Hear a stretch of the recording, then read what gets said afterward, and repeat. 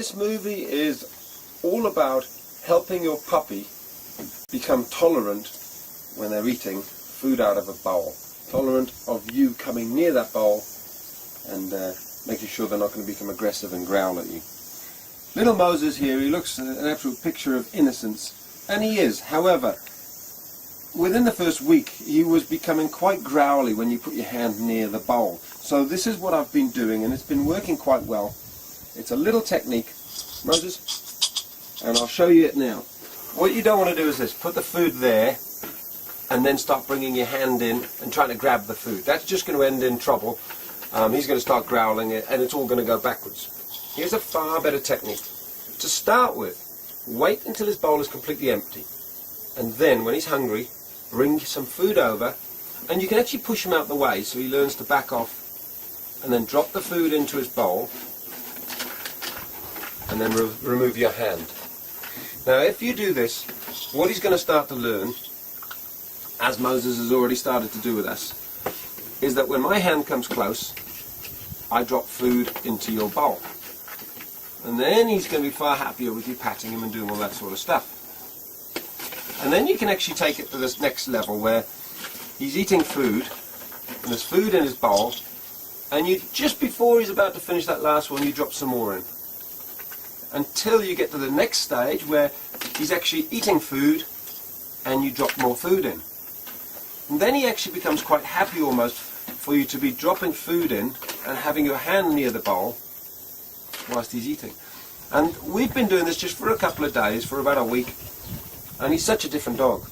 And I promise you, you know, he was growling when we came near, but he's already changed. And eventually what we'll do is we'll sort of get to the stage, you can see he's happy, he's fairly happy with me even moving the bowl. He knows I'm not a threat, he's understood I'm not trying to steal his food.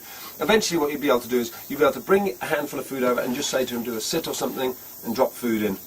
And eventually you'll get to the stage where you can just push him off or say, move away, put some more food in his bowl and bring it down. But don't rush it.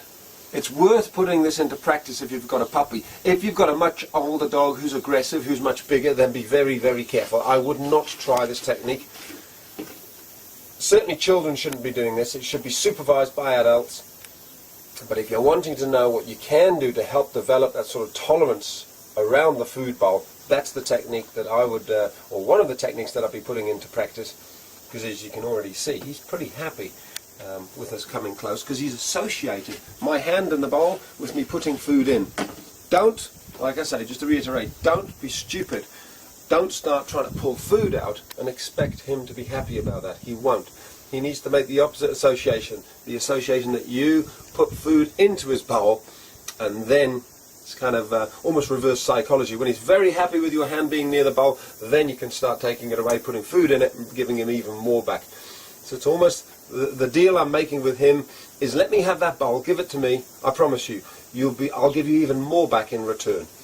And it's working a treat. I'm very happy about the progress that we've made. Hey Moses. The other little trick is, of course, he'd had a little bit of food when we were doing some other training, so he wasn't absolutely ravenous, which made it easier. And he's quite a sleepy boy because he's been for a run. I think it's time to put you to sleep. Go and have a little sleep in your bed. Maybe take him out to the toilet now, and then we'll put him in his little crate. Come on, boy.